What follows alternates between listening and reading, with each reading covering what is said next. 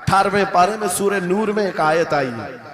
उस आयत के बारे में मैं बताता हूं बाद में, लेकिन 18वीं सदी में एक साइंसदान जो अमेरिका की सफर पर था, उसने अटलांटिक ओशियन में एक जगह ऐसी देखी जहां पर इतना अंधेरा है कि हाथ निकालो तो भी नजर नहीं आए, सूरज की रोशनी भी नहीं पड़ती। वापस आकर के उसने कहा मैंने एक ऐसी जगह दरियाफ्त की है जहां सूरज की रोशनी ही नहीं पड़ती और अपनी आंखों को कुछ नजर नहीं आता।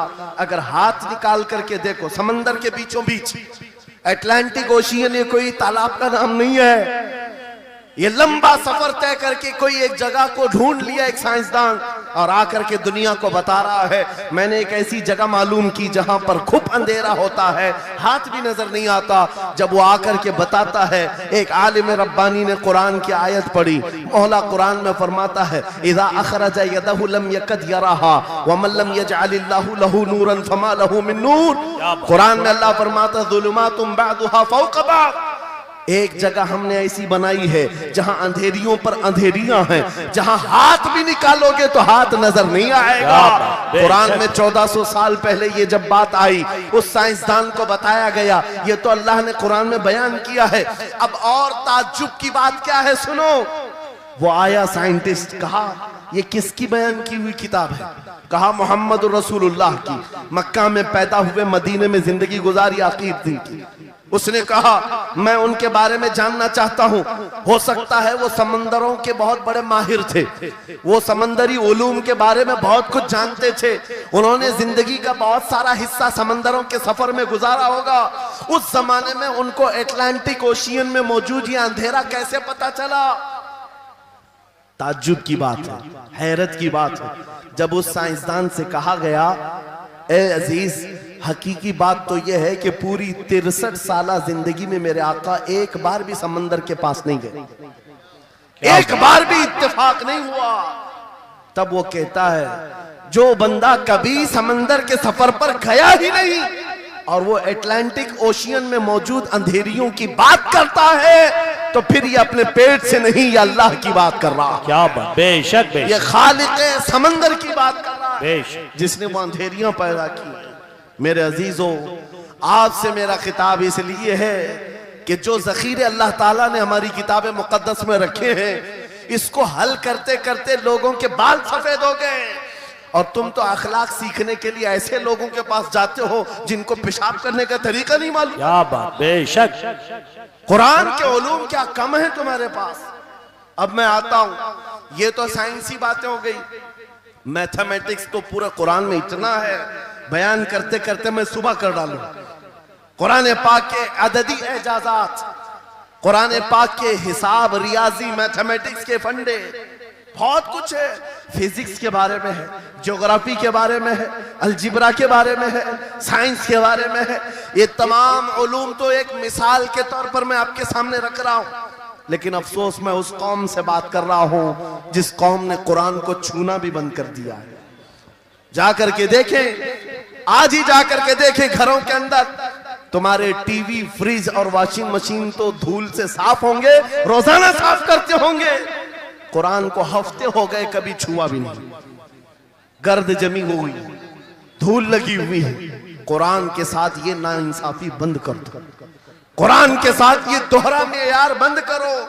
आपको पता है कयामत के दिन मेरे आका फरमाते हैं जो दो चीजें जिसकी हिमायत में आ गई उसको जन्नत में जाने से कोई नहीं रोकेगा, और दो चीजें जिसके खिलाफ खड़ी हो गई फिर उसको दोज़ख में जाने से भी कोई नहीं रोक सकता। हुजूर से पूछा गया वो दो चीजें क्या हैं? हुजूर फरमाते हैं जिसकी हिमायत में रमजान और कुरान खड़े हो गए उसका जन्नत में जाना तय हो जाता। क्या बात, वाह वाह। और जिसके खिलाफ खड़े हो गए रमजान और कुरान, हुजूर फरमाते हैं फिर उसका दोज़ख में जाना तय हो जाता। अल्लाह अकबर। अल्लाह के रसूल, दानाए ग़ुयूब, कायनात के सरदार मेरे आका दुआ करते हैं अल्लाहुम्मा जअलिल कुरान हुज्जतन लना ला हुज्जतन अलैना। ये मेरे नबी की दुआ है, आप तवज्जो करें। हुजूर जब ये दुआ कर रहे हैं, ऐ अल्लाह कुरान को क़यामत के दिन मेरा हिमायती बना, मेरे खिलाफ ना बना। क्या बात, वाह। साहिब कुरान खुद कह रहे हैं क़यामत के दिन इसको हमारे खिलाफ ना खड़ा कर, कुरान को हमारा हिमायती बना। ऐ लोगों, हम कौन सी जिंदगी गुजार रहे आज? बहुत दूर हम आ चुके, बहुत दूर हम आ चुके। आज कुरान की तालीम को भी इतना सस्ता समझा जाता है, इतना सस्ता कि आपके पास अगर बच्चे के पास टाइम हुआ तो मदरसा भेजो, नहीं तो छोड़ो जाने। मदरसों में आने वाले वो बच्चे जिनकी नाक बह रही हो, कपड़े ढंग के ना हो, कारी साहब और हाफिज साहब खुद ही उसको साफ भी करें, खुद ही पढ़ा करके भी भेजे। क्या तुम अपने वक्त की मशहूर कॉन्वेंट स्कूल में भी इसी तरह अपने बच्चों को भेजते हो? वहां पर गैर हाजिरी से कितना डरते हो, अपनी छुट्टियां तर्क कर देते हो, रिश्तेदारों से मिलना बंद कर देते हो। नहीं, बच्चे की स्कूल छूट सकती है, लेकिन कुरान के साथ कैसा दोहरा सलूक है, कुरान के साथ कैसा मेयार है, आपको मैं बताता हूं। इमाम हमारे सिराजुल उम्मा इमाम आजम अबू हनीफा रज़ी अल्लाह ताला अन्हु अपने बेटे को जिस कारी कुरान के पास पढ़ने के लिए भेजा करते थे, कारी साहब ने इमाम आजम के बच्चे को पूरा कुरान पढ़ा दिया। नाजरा कुरान की बात कर रहा हूं। जब पूरा कुरान बच्चे ने पढ़ लिया तो इमाम आजम अबू हनीफा को ये मुबारकबादी दी गई कि आपका बच्चा पूरा कुरान पढ़ चुका है हाफिज साहब के पास। तो हाँ, इमाम आजम बड़े ताजिर थे अपने जमाने के।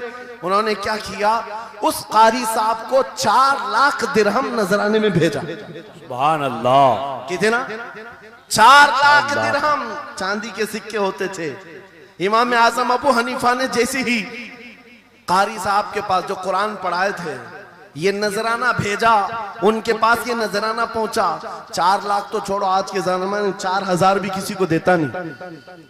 हाफिज कुरान अगर किसी बच्चे को पढ़ाया है, और मैं मांग भी नहीं रहा हूं कौम से, इमाम आजम की बात बता रहा हूं। जब नजराना कारी साहब को पहुंचा, उन्होंने देखा 4 लाख दिरहम मेरे पास आए, इतनी बड़ी रकम, बच्चे को खाली कुरान ही पढ़ाया था। दौड़े दौड़े वापस इमाम आजम अबू हनीफा के दौलत कदे पर आ गए। घर पर आए, कहा हुजूर आपसे मैं ये पूछना चाहता हूं कि गलती से तो ये रकम मेरे पास नहीं आ गई, ये किस लिए दी गई है? कहा कि ये तो आपने कुरान बच्चे को पढ़ाया, मैंने हदियतन भेजा है।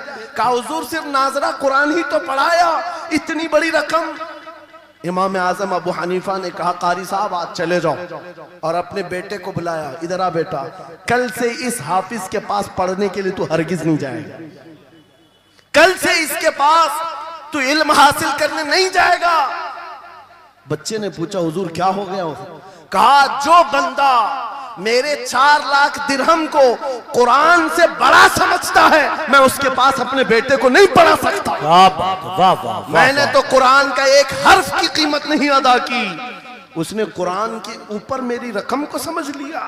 अल्लाह। आज हमने कुरान को कहां समझ लिया है?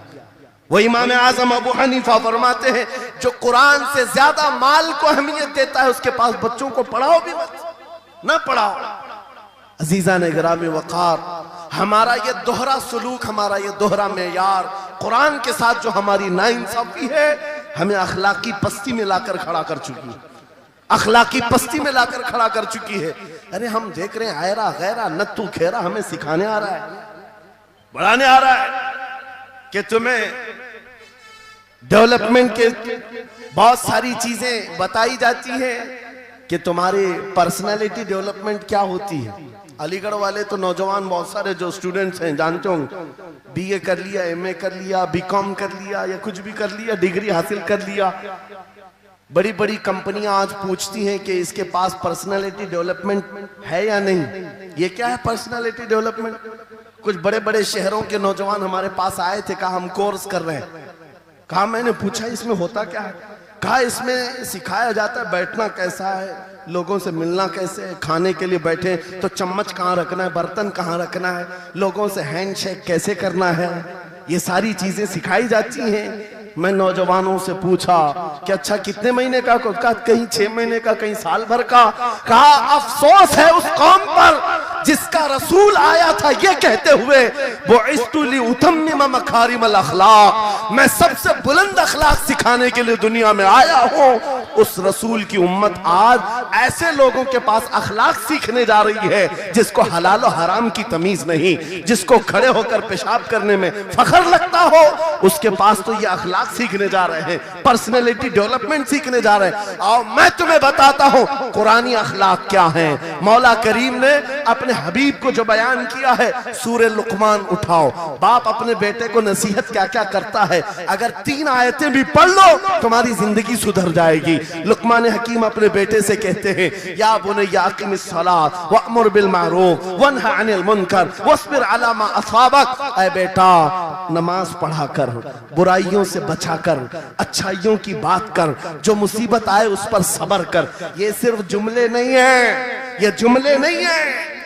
लुकमान हकीम ने अपने बेटे को जो डराया था, कुरान कहता है, या बुनय्या इन्नहा इन तकु मिस्काल हब्बतिन मिन खरदलिन फतकुन फी सखरतिन औ फी समाई औ फिल अर्दी याति बिहल्लाह। आज हर बाप को चाहिए कि ये नसीहत अपने बेटे को करे। क्या बात, हर बाप अपने बच्चे को ये बात बताए, सुनो क्या।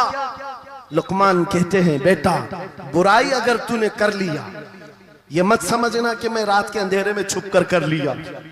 आज तुम्हारे हाथ में मोबाइल गुनाहों का अड्डा बन करके आया है। सिर्फ एक टच स्क्रीन पर सारी दुनिया तुम्हारे सामने नंगी नाचती हुई नजर आती है। कितने नौजवानों ने अपने अखलाक का कत्ल कर लिया है, उनकी आंखें हया से नापाक हो गई हैं। कितने लोगों ने अपना नूर ईमान बेच दिया मोबाइल की स्क्रीन पर चलने वाली इन बेहया तस्वीरों पर। कितने तो फरेफ्ता हो गए, कितने जवानी बर्बाद कर चुके। तुम क्या समझते हो? मेरे अजीजों, एक जवान ने मुझे बताया था, रात के वक्त मैं तन्हा मोबाइल लेकर बैठा था, अचानक पर्दा हिला तो डर लगा, जल्दी से स्क्रीन ऑफ किया, बैठा। मुझे लगा माँ आई होगी, बाप आया हो, कोई आया होगा, लेकिन कोई नहीं। पर्दा हिला, एक बिल्ली आई थी, इससे भी डर लग गया। मैंने कहा पर्दे के हिलने से इतना डर है कि कोई आ जाए, तेरा ईमान कहां गया? वो मौला कहता है, यअलमु खाइनतल अयुनि व मा तुख्फी सुदूर। वो रब तुम्हारे दिलों में गुजरने वाले हालात को भी देख रहा है, बेशक तुम्हारी आंखों की खयानत को भी वो देख रहा है। जब तुम्हारा यकीन ही खत्म हो गया तो क्या करोगे? इसीलिए अरबी का मशहूर मकौला है, इज़ा लम तस्तही फफ़अल मा शिअत वस्ना मा शिअत। जब तुम्हारे अंदर से हया निकल जाए तो जो चाहे करो, जो चाहे कर लो। आज लुकमान हकीम की वो बात मैं पेश कर रहा था, आयत मुकम्मल करता हूं। बाप अपने बेटे से कहता है, अगर बुराई कर लिया तूने, अगर बेहयाई हो गई, ये मत समझ के बहुत छुप करके किया। आज से 4000 साल पहले लुकमान हकीम कह रहे हैं अपने बेटे से, अगर बुराई तो आसमानों में जाकर करेगा, या पहाड़ के अंदर घुस कर करे, या जमीन के अंदर जाकर करे, कहीं पर भी कर ले। जबकि ये तीनों चीजें उनके जमाने में नहीं थी। न पहाड़ों के अंदर जाकर के करने का तसव्वुर, न जमीनों के अंदर जाने का, न आसमानों में उड़ने का तसव्वुर। ये सब आज के दौर में मुमकिन है। और लुकमान हकीम कहते हैं, अगर तू इन सब जगहों पर जाकर कहीं पर भी करेगा, याति बिहल्लाह, अल्लाह वो तेरे सामने लेके आएगा। बेशक वमन यअमल मिस्काल ज़र्रतिन खैरन यरा वमन यअमल मिस्काल ज़र्रतिन शर्रन यरा। तुम अगर राई के दाने के बराबर भी नेकी करो, अल्लाह वो तुम्हें दिखाएगा। राई के दाने के बराबर भी बुराई करो, अल्लाह तुम्हें दिखाएगा। अखलाक सीखने के लिए दूसरी जगह जाते हो, अगर ये फार्मूला किसी को याद हो जाए, मैं कहता हूं सारे सीसीटीवी कैमरे बंद हो जाए। इस बंदे को कोई बहका नहीं सकता, जिसके दिल में सिर्फ इतना ख्याल है कि मेरा मौला मुझे देख रहा है, बेशक बेशक मेरा रब मुझे देख रहा है। उसकी निगरानी के लिए किसी कैमरे की जरूरत नहीं, किसी सीसीटीवी की जरूरत नहीं। अजीजा ने गिरामी औकार, बच्चों के दिलों में अखलाक बाद में आएंगे, अल्लाह का खौफ उनके दिल में डालो। अल्लाह देख रहा है, एक दिन तुम्हें हाजिर होना है, सब लाया जाएगा, सब लाया जाएगा। जो कुछ किया था, जो कुछ कहा था, सब लाया जाएगा। लुकमान हकीम ने अपने बेटे को अखलाक सिखाया। क्या सिखाया? वक़्सिद फी मशीका वग़दुद मिन सौतिका इन अनकरल अस्वात लसौतुल हमीद। चलना हो तो मियाना अंदाज में चलो, ऐसे नहीं कि अकड़ कर चलना है या झुक कर चलना है। एतदाल के साथ चलो और आवाज को नरम रखा करो। बेशक कुरान कहता है सबसे बुरी आवाज गधे की आवाज है। लोग आज चिल्लाते हैं एक दूसरे को, ठट्टे मारते रहते हैं। ये महफिलों के आदाब भी नहीं, ना ही तुम्हारे अखलाक हैं। इसीलिए शेख सादी ने फरमाया है, तामर्द सुखन न गुफ्ता बाशद ऐबो हुनरश न हुफ्ता बाशद। जब तक आदमी बात नहीं करता उसकी अच्छाइयां भी मालूम नहीं होती, उसकी बुराइयां भी नहीं मालूम होती। बेशक बेशक जब बात करता है तो पता चल जाता है इसके अखलाक कैसे हैं। बात करता है तो समझ में आ जाता है कौन सी कैटेगरी का है। इसलिए अपनी जुबान को ऐसी रखो कि दुनिया तुम्हें आला नस्ल का समझ सके। बात करो तो तमीज के साथ, चीख पुकार करना, एक दूसरे को इस तरह से बात करना नौजवानों में आज आम हो गया। कुरान कहता है अपनी आवाजों को पस्त करो। एक और बात रब फरमाता है, वला तुसअर खद्दक लिन्नास, लोगों को से मुंह मोड़ करके बात मत करना। सामने तुम्हारे कोई खड़ा है और तुम इधर घूम करके बात कर रहे हो। ये आज फैशन हो गया है, पीछे पलट करके बात करना, इधर देख करके उसको बात करना। लोग ये समझते हैं फैशन है। मेरा मौला फरमा रहा है ये अखलाक से गिरी हुई हालत है। जब बात करो तो आमने सामने, लोगों से मुंह टेढ़ा करके बात ना करना। ये अखलाक कौन सिखा रहा है? ये कुरान अजीम है। तुम पर्सनालिटी डेवलपमेंट सीखने की बात कर रहे हो, तालीमात इस्लाम को छोड़कर क्या पर्सनालिटी डेवलपमेंट हासिल कर पाओ? तुम्हारे पास सब कुछ है लेकिन सीखना नहीं चाहते। आज तक नौजवानों में से मुझे कोई मिला नहीं इस तरह से कि लोग आते हैं, मुफ्ती साहब बीवी को 2 तलाक दे दिया, 3 तलाक दे दिया, अब क्या करना है, इद्दत कैसे गुजारना है? या ज्यादा से ज्यादा दारुल इफ्ता में आते हैं, मुफ्तियान इकराम होंगे, झगड़े के मसाइल लेकर के आते हैं, बाप मर गए, इसको कितना मिलना है, इसको कितना मिलना है। अरे जिंदगी गुजर गई, कभी आ करके ये क्यों नहीं पूछा मेरे घर में मंगनी हो रही है, शादी हो रही, ये बताएं मेरे मुस्तफा ने कैसे शादी की? क्या बात है, क्या बात। बेशक ये क्यों नहीं पूछा? मैं बीमार हो गया हूं, मुझे बताएं रसूलुल्लाह ने बीमारी के आलम में क्या कहने का हुक्म दिया? क्या बात। अगर तलब हो मेरे नबी के पीछे चलने की तो बंदा ढूंढ ढूंढ कर चलेगा, बेशक ढूंढ ढूंढ कर चलेगा। बेशक हजरत इमाम अबू यूसुफ के बारे में और बाद ने इमाम अहमद बिन हम्बल के बारे में कहा कि आपने कलिंगड़ खाने का बहुत शौक था। तरबूज, आप तरबूज कहते हैं? हाँ, हमारे यहाँ मुंबई में इसको कलिंगड़ कहते। और उन्होंने ये कहा कि ये सुन्नत भी है। मुझे रिवायत मिली है कि हुजूर ने भी खाया लेकिन जिंदगी भर खाए नहीं। मुरीदीन ने पूछा कि हुजूर जब सुन्नत भी है और आपको शौक भी है, खाते क्यों नहीं? कहते हैं अब तक मैं वो तरीका ढूंढ रहा हूं कि मेरे नबी ने कितने टुकड़े करके खाए। अल्लाह अकबर, अल्लाह अकबर, वाह वाह। मुझे वो तरीका चाहिए। हुजूर के पीछे चलने वाला ढूंढ ढूंढ करके अमल करता है। और आज हमने जिंदगियां ऐसी बनाई हुई हैं कि लगता है दारुल इफ्ता, मुफ्ती और उलमा सिर्फ तलाक के लिए हैं, ये इद्दत के मसले पूछने के लिए, विरासत के मसले पूछने के लिए। अरे हमें भी काम दो, हम ढूंढ ढूंढ कर तुम्हें बताएं मेरे नबी चलते कैसे थे, मेरे नबी बात कैसे करते थे, लोगों से मुसाफा कैसे करते थे, लोगों के सामने आते तो कपड़े कैसे पहनते थे, मेरे नबी की नमाजें कैसी थी, हुजूर जब दस्तरखान पर बैठते कहां से शुरू करते कहां से खत्म करते। इस काम पर भी तो उलमा को लगाया करते ताकि तुम्हें पता चलता मुझे कहीं और से अखलाक सीखने की जरूरत नहीं, दुनिया के सारे अखलाक मेरे नबी के कदमों में मौजूद है। नारे तकबीर, नारे रिसालत, फैज़ाने खानकाए बरकत, फैज़ाने खानकाए बरकत, शेरे रज़ा, शेरे रज़ा, फैज़ाने शेखुल मशाइख, नारे तकबीर, नारे रिसालत।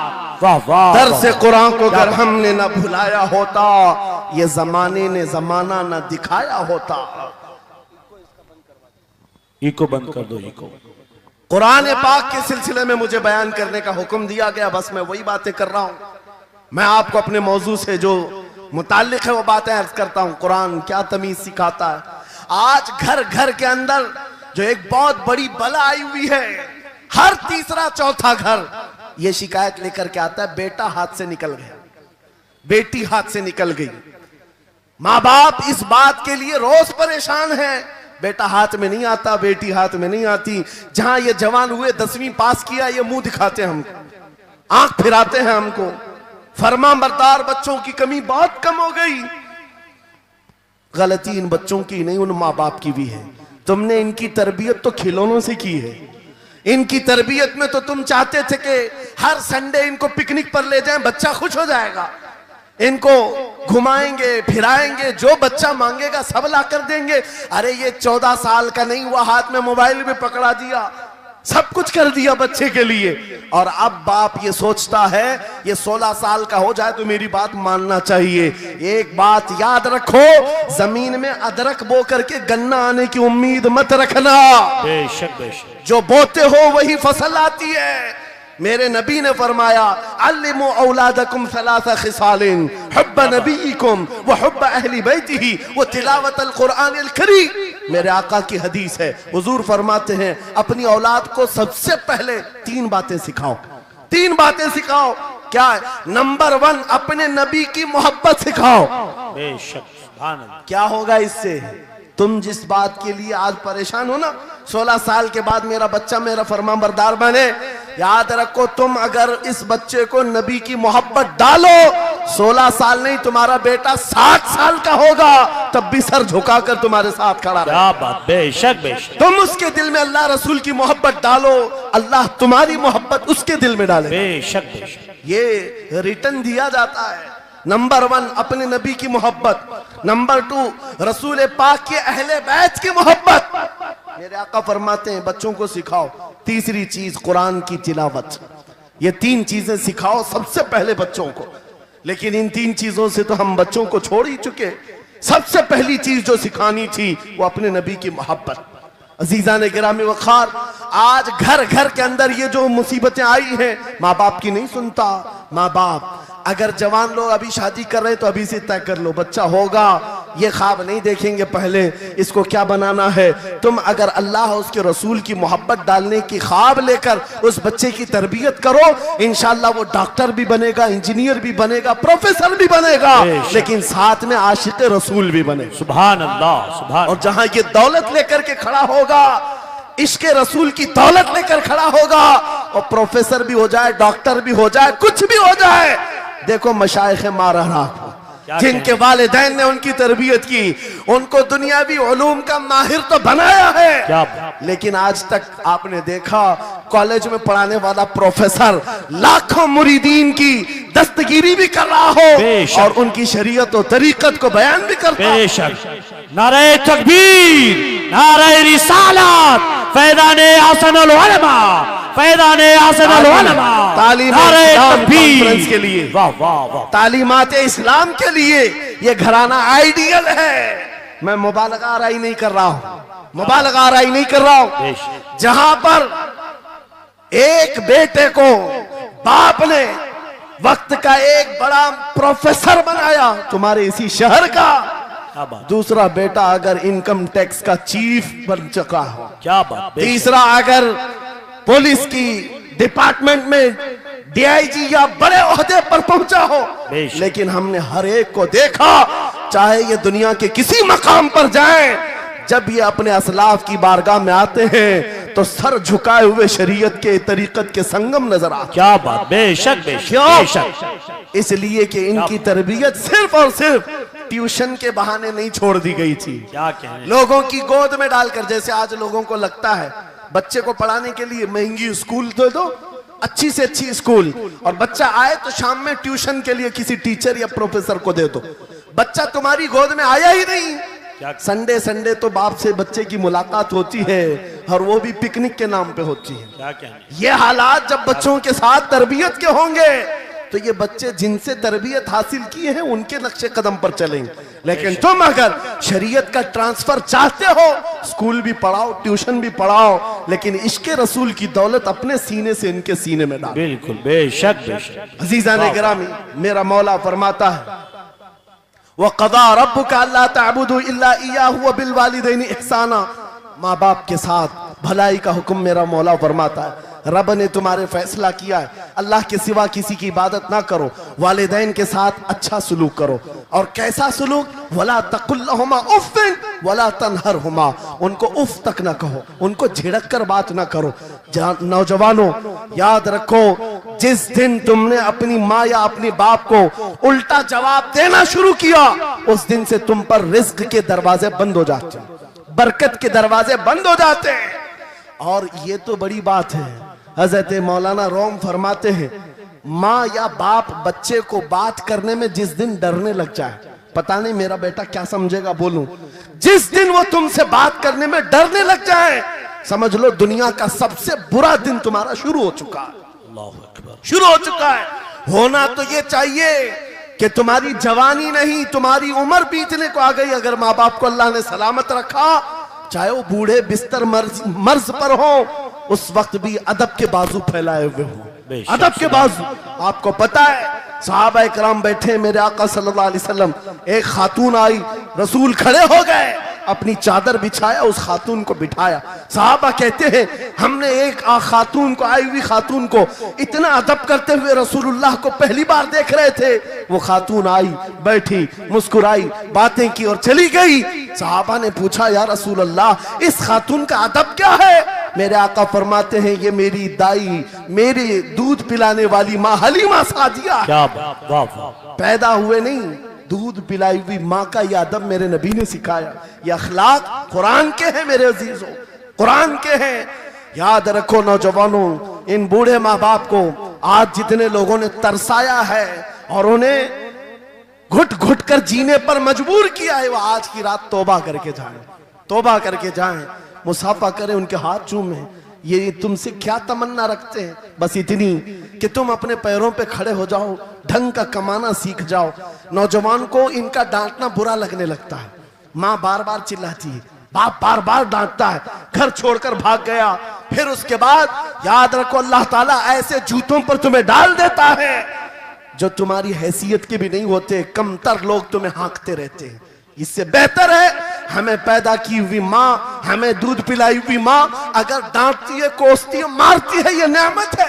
एक नौजवान के बारे में मैं अक्सर कहा करता, हमारे साउथ का था, बड़ा बिगड़ा हुआ, माँ मेरे पास आई थी, कह रही थी इसको समझा ले मैं बेवा हूं, मैं बेवा हूं, इसका बाप बचपन में मर गया, ये बच्चा 2 साल का था, मेरा शोहर मर गया, मैं घरों की पतेलियां मांझ मांझ करके इस बच्चे को बड़ा की हूं, लेकिन आज ये औबाश बन गया है। बदमाशों की दोस्ती। मैंने उस नौजवान को बुलाया था, अपने करीब किया, समझाया, अल्लाह ने उसको समझ दे दी। वो लड़का थोड़ा बहुत सीधे रास्ते पर आया और बेंगलुरु गया था कमाने के लिए। मैंने कहा नौकरी कर, तेरी माँ कुछ नहीं चाहती, वो जिंदगी तो गुजार चुकी, अपने हाथों से कमाई है, बस ये चाहती है कि तेरी कमाई का एक लुकमा खा ले। ऐ नौजवान, क्या अपनी माँ को इतना भी सुख नहीं देना चाहता? गया था कमाने के लिए। मेरे अजीजों, आज भी वो मौजूद है, आज भी है। वो कमाया, महीना भर गुजरा था या 2 महीने ही, अपनी तनख्वाह लेकर के वतन वापस आया। अपने घर के पास जिस दिन वो पहुंचा था, घर के बाहर बहुत भीड़ जमी थी। लोगों से पूछा उसने तो पता चला उसकी माँ आज ही सुबह इंतकाल की। अल्लाहु अकबर। वो पैसों की गड्डी ला करके जो कमाया था 1 महीने 2 महीने की तनख्वाह माँ के कदमों में रख दिया। बहुत रोया। ये बात मैं तकरीरों में इसलिए कहता हूँ, उसने कई बार कहा मुफ्ती साहब नौजवानों को सिर्फ इतनी बात कहें, मैं इस अजाब में रोज मरता हूँ, मेरी माँ जिंदगी भर लोगों के जूठे मांझ करके मुझे खिलाती रही और मैं एक लुकमा मेरी माँ को खिला न सका। जिस दिन मैं लाया था पैसे, ये तो दुनिया से चल पड़ी। मुझे आज रोज इस बात का गम सताता है। आप नौजवानों से खिताब करते हैं, कम से कम इनसे कह दें कि तुम्हारे माँ बाप जिंदा हैं, होश में आ जाओ, अपने हाथों से उनको खिला तो सको, उनके हाथ पकड़कर चला तो सको, इसलिए कि दुनिया की अजीम नियामत है। जिसका बाप जिंदा है, जिसकी माँ जिंदा है, उसके हक में वो दुआ कर ले। मेरे आका फरमाते हैं नबियों की दुआ उम्मत के बराबर जो होती है, वो बाप की दुआ बेटे के बराबर होती है। आज मैं गुफ्तगू समेटता हूँ, खत्म कर देता हूँ, इसलिए कि अखलाक इस्लाम बहुत वसी मौजू है, बहुत वसी मौजू है, लेकिन आपके लिए सिर्फ इतनी बात काफी है कि कुरान को छोड़ करके अगर दूसरी जगह सीखने जाओगे तो मारे मारे फिरोगे। आज वापस आ जाओ उसी कुरान पर जिसको मेरे आका ने हमारे उरूज का जरिया बनाया है। लेके जामे खिताबत की सरमस्तियां वाइज़े अहले सुन्नत चले आइए, जलाले आतिशे बरको सहाब पैदा कर, अजल भी कांप जाए वो खिताब पैदा कर, तेरे खराम में हो जलजलों का राज नेहा, तू हर एक गांव पे एक इनकलाब पैदा कर, तू इनकलाब की आमद का इंतजार न कर, जो हो सके तो अभी इनकलाब पैदा कर। इस्तिकबाल करे नारे तकबीर और रिसालत की गूंज में, नारे तकबीर।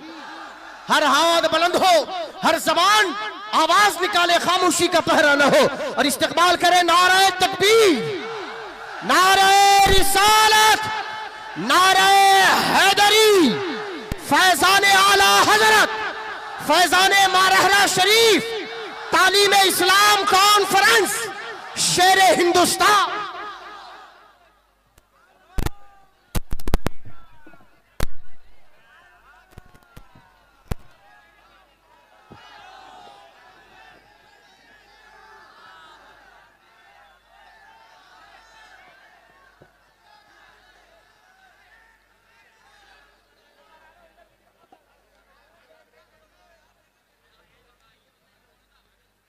मिंबर नूर पर जलवाबार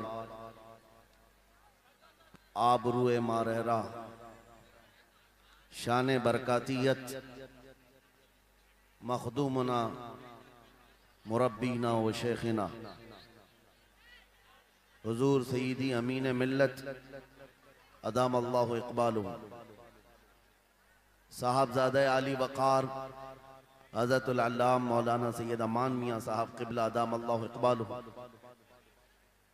उलमाए ज़वील एहतराम, असातीन मिल्लत और हाज़िरीन अहले सुन्नत व जमाअत, अस्सलामु अलैकुम व रहमतुल्लाहि व बरकातुहू।